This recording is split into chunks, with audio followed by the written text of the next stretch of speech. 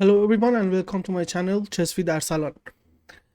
So from previous video we left this position on the board and now it's time for white to move. And white here has actually a couple of options. The first one is actually the main one is to play e5, which is quite destructive because excuse me, it's quite destructive because it opens the file for the black's bishop, and it kind of has a couple of other ideas that in continuation of the game, if white ever manages to successfully carry out the e5, uh, white has options to play either e takes d6 or even playing e6 in the position if he's given enough chances. But something is preventing white from playing this kind of plan in this position, and it is the fact that when the pawn moves to the e5 square, because of black's pieces coordination, it will not be an easy position for white to continue. Why? Because almost all of black's pieces, for example the knight on b6, the knight on b4, even the queen and the possible arrival of the rook to the d8 will be aimed toward the weakness on the d5, and d5 in this position will be a very bad weakness, and it will give black a source of counterplay. So that's why in this position white played f5. So f5 is it doesn't seem to be a very good move because it gives away the e5 square, and if black manages to install a piece on the e5, it will be just fine. For example, something like queen d8 and queen e8, knight d7 and then knight d5, or even directly playing bishop e5 can give black a better chances.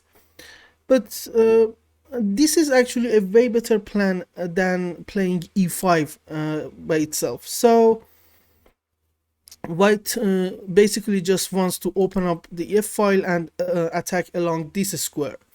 So in response, black played queen to e8. The plan is quite obvious. He wants to play knight d7 and then knight e5.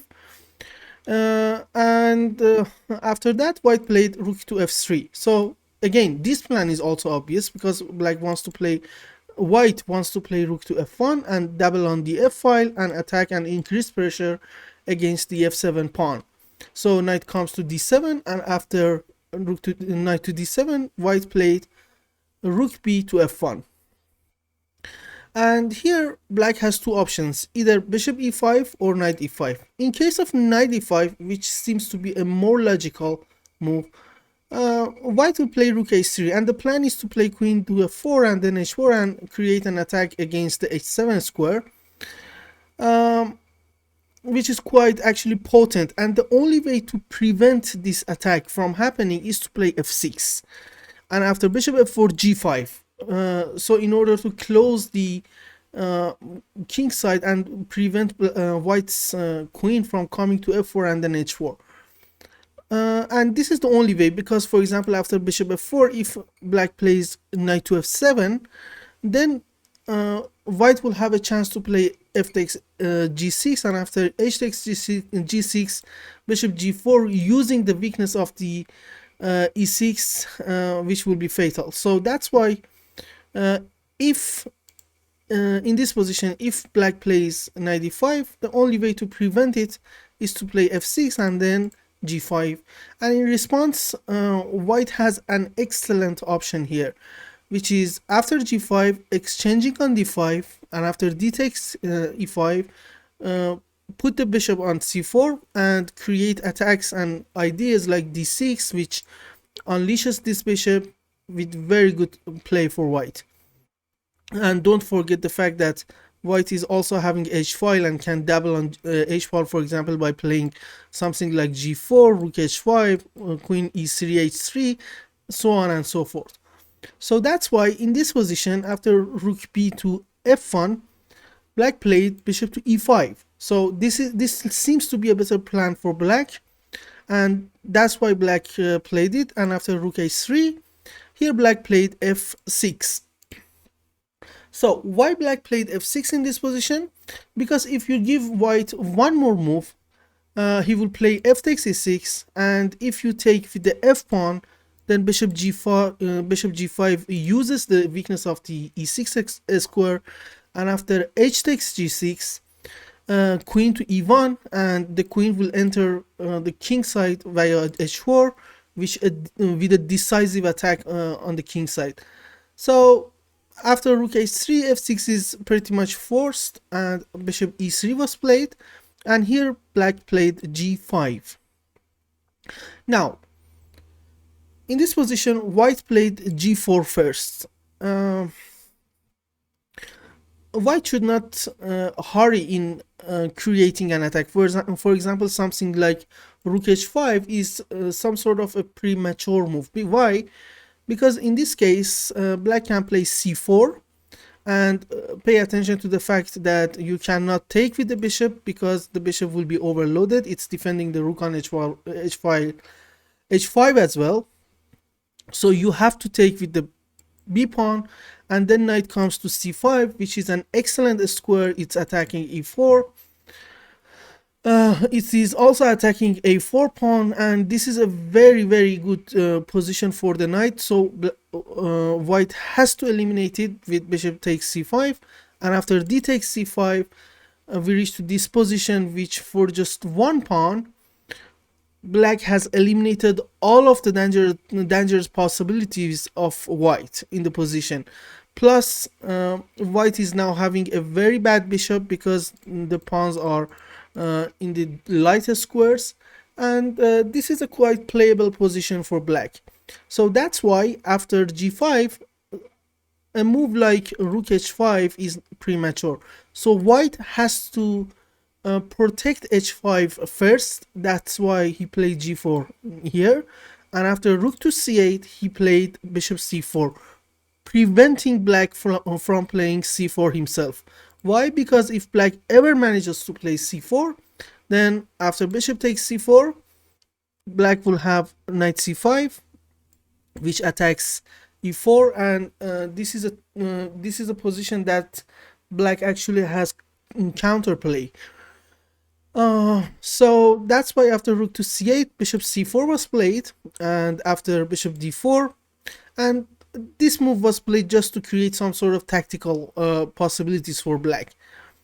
After bishop d4, white played knight takes d4. It was better to play bishop takes d4, and after c takes d4, knight takes d4, which gives access of e6 square to the d4 knight, and then white can start to think about developing his attack on the king side by playing something like rook h5, queen e3, queen h3, or even rook f3, rook h3, and ideas like that. So after bishop d4, it was better to play with to take with the bishop, but white took with the knight, and after c takes d4, we have this position which contains very nice tactic by white. So in this position, white played bishop takes g5, and the idea is quite obvious. White is trying to destroy the shell around the black's king. There was another possibility, which was to take this pawn, and after knight c5, it seems that actually black has a good play here, because the position is closed and knights actually function better in closed position. These two bishops are sort of useless, and black has enough sources of counterplay. So after c takes d4, bishop takes g5 was played, and you cannot take this bishop. Why? Because if you take it after queen takes g5 check, black here has two options. If he goes to the h8, after rook takes, king takes, rook f3, rook h3 will be undefendable, and after king to f8, which is the second and the only option left for black, again rook h7 is fatal, because black cannot defend mate on g7. So after bishop takes g5, you cannot take this bishop, so that's why black played knight d5, and white here played bishop h6. Now white's idea is to play g5. He's also controlling g7 square, which is quite important. And here in response, black played d3, which we will get to it like in a second. But there's a very good question here. Is black capable of taking on c4 or no? If you take on c4 and for example white plays b takes c4 and you play rook takes c4, it seems that black is creating some sort of counterplay, because black will play something like rook to c7 and probably something like queen to c8. Then he will try to create some sort of attack along the c file. But the problem is that in this position, black will not have enough time to do so. Why? Because white has a very nice tactical shot, bishop g7. This empties the h6 square. And for example, if you take on g7, white has queen h6 shake, and after king to g8, take on h7, king f8, check here, and after king f7, rook h7 is checkmate. And after bishop g7, if you don't take and play something like e6, so you are hoping to help black's king with the rook on b7 and along the 7th rank, then white has very good option of playing bishop takes f6, and queen g7 is not defendable. So that's why after bishop h6, taking on c4 is not possible. So black played d3, and here white played pawn to g5. The idea that I gave in the previous variation, bishop g7, is not playable here, because if you play bishop g7 here, now black's knight can return and cover the h6 square, and there is no entrance point for white's queen. That's why after d3, white played g5, and after queen to f7, white played rook to g3. Now there are several threats in the position, but the main one is to play on to take on f6. So the king has to move because it's along the line of the rook. So king to h8 was played, and here white played g6. So the pawn is attacking the pawn on h7 and the queen on f7. If black's queen retreat, for example, it goes to e8, then queen g2 is a decisive move, because white is threatening to take on h7 and the mate following is not defendable. That's why after g6, black played h takes g6 and white took with the pawn takes g6. Now as a consequence of f5 takes g6, there is a new avenue opened in the position, and it's the fact that rook can now enter into the position via f5. So knight takes g6. Again, retreat of the queen is not a very good move here, because queen g2 and then queen to h3 will be decisive enough for white. So after f takes g6, knight takes g6 was played, and after rook f5, now white has many pieces around the king, and the attack is actually decisive. Black played knight d5, and after bishop f8, we reached this position where black cannot play queen or rook black cannot take on f8 with the queen or with the rook. Why? Because if black takes on f8 with the queen, then rook h5 is decisive. It's a checkmate. It's just a matter of one move. And if black takes with the rook, then after queen h6 check, queen h7, the rook on f8 will be lost and the mate in the next move. So after bishop f8, you cannot take the bishop. That's why black played queen h7. And after bishop g7 check, uh, black took on g7. If black plays king g8 here, then bishop takes f6 will be decisive. For example, after knight g6, check, queen takes, and rook to g5, and the queen is lost.